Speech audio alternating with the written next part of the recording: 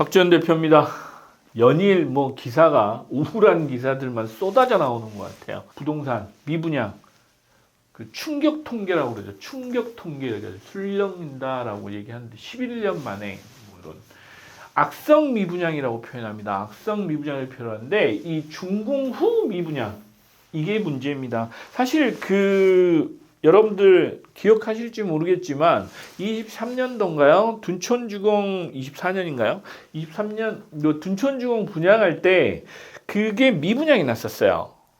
기억하시죠? 올림픽 파크포련이 그때 시기가 워낙 안 좋았기 때문에 가격이 막 떨어지고 이러니까 큰일 날 것처럼 해가지고 사람들이 그 미분양이 났었습니다. 근데 미분양이 났었을 때 그거를 하신 분도 있고 안 하신 분도 있죠. 근데 이제 그걸 하셨던 용기를 내셨던 분들은 물론 지금 수익을 많이 내고 계신 것도 맞죠.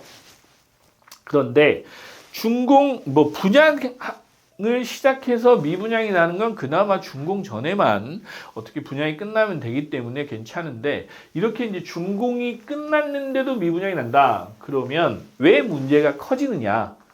여기에는 건설사 부실이 생깁니다. 첫째, 왜냐하면 책임 준공이니까. 책임 준공이라는 얘기는 무슨 얘기냐?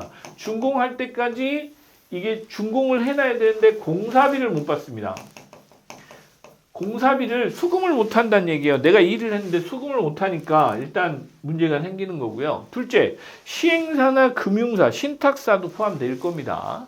신탁사도 돈을 못 받아요. 왜?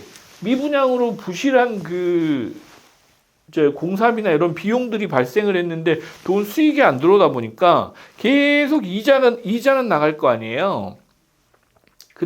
그런 어떤 나가는 비용은 증가하는데 이런 또 부실 덩어리가 암덩어리에 있는 거죠. 그래서 이제 다들 부실해지는 겁니다. 시행사도 부실해지고 금융사도 부실해지고 건설사도 부실해지고 이제 그런 문제입니다. 지금 부실 덩어리가 있는 겁니다. 암덩어리가. 누군가는 이걸 책임져 줘야 되는 돈이 있는 거예요. 예. 그 정도가 이렇게 있다 보니까 특히 지방은 더 심각하죠. 이래서 이제 지방 같은 경우는 공사 시행컷 해놓고 공사비 못 받아서 버티다 못 버텨서 이제 부도 나고 법정 관리되고 이런 건데 신동아 건설도 마찬가지고 요즘에 이제 건설사들 좀 중대형 건설사들 또 부도가 많이 났잖아요. 그래서 이제 법정 관리 중인데 이제 그런 건설사들 같은 경우는 못 버팁니다. 이렇게 이제 계속 커지면. 그런데 이게 좀 해소가 돼서 빨리 정상화 되려고 하면 경기가 살아야죠.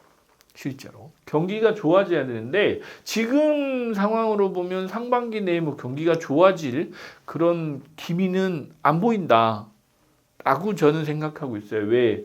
당초에 이제 추경 예산인가요? 추경이라고 하는 게 15조? 20조 이렇게 얘기하다가 최근 나오는 거 보니까 10조 정도 얘기하는 것 같더라고요. 근데 이런 추경이든지 경기가 조금 돌아야 이런 아파트 분양이든지 투자든지 이게 좀 정상적으로 이루어지는데 전부 지금 추경을 해도 제가 보기에는 은행으로 다 빨려 들어갈 것 같습니다. 실제로 그렇습니다. 실제로 지금 은행이 연체율도 높고 하다 보니까 무슨 수익이 생겨서 돈만 은행에 꽂히면 은행이 다 가져가 버립니다. 압류라고 표현하죠. 예. 일명 돈이 좀 필요하신 분들 입장에서는 투자도 하고 이렇게 사업을 해서 계속 경제가 돌아가게 선순환되는 구조를 만들어 주셔야 되는데 지금 그런 상황이 안 돼요. 그러다 보니까 대부분 지금 이 추경을 10조, 20조 해봐야 제가 보기에 은행 이자 내면서 금융으로 결국은 최종적으로 금융 쪽에 다 빨려가지 않겠나라고 생각이 돼요. 최근에 대형 건설사들 그렇고 서울에만 집중하는 경향이 좀 있죠. 특히 강남 사고 이쪽은 거래량도 늘고 집값 가격도 오르죠. 집값도 좀 많이 오르고 전월세 거래도 늘고 이렇게 한다는 이유는 실제로 이제론 돈이 부족하신 분들은 분양을 안 받고 되는 데만 간다라는 의미겠죠? 예. 전월세 거래가 크게 늘었다. 근데 이게 강남 4구 쪽이나 이런 쪽이 집중되고 심지어 또 월세 거래로 바뀌고 있고 그러다 보니까 이제 이런 어떤 전반적인 악순환의 고리가 빨리 좀 해소돼야 되는데 해소될 기미가 안 보이는 게 더 큰 문제입니다. 물론 어려울 수 있습니다. 순간순간 뭔가 문제가 생겨서 해결해야 되는 그런 과정이 있긴 한데 이게 지금 너무 길게 가고 있는 게 저희가 지금 큰 문제인 것 같아요. 그래서 중공후 지금 23,722세대 뭐 이렇게 나왔는데 2월 달이 그렇습니다. 3월 달은 더 많아지겠죠. 왜? 계속 증가하는 추세잖아요. 지금 현재는 계속 증가하고 있다 보니까 이게 더 걱정인 거예요. 이게 좀 줄어서 1만 세대 정도는 돼야, 이렇게 좀 줄어야 뭔가 숨통이 좀 트이는데 이게 계속 안 좋아지고 있는 거니까 이게 좀 큰 문제인 것 같습니다. 전반적으로 지금 어떤 시장이 어려운 쪽으로 가고 있다.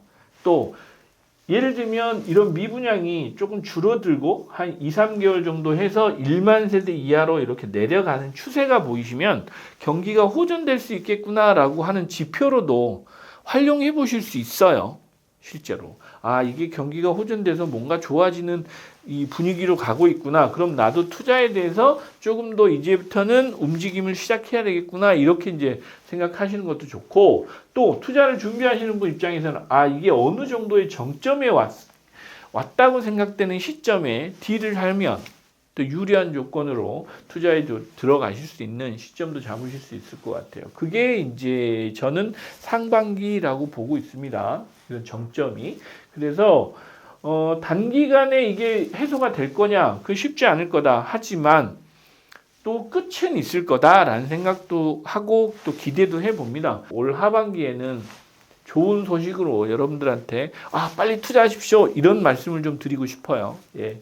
그런 또 날이었습니다. 근데 매일 또 이렇게 좀 어렵다는 얘기만 드려서 저도 우울해지는데, 그럼에도 불구하고 희망은 있다라는 좀 긍정적인 어떤 시그널을 좀 드리고 싶습니다. 네, 감사합니다.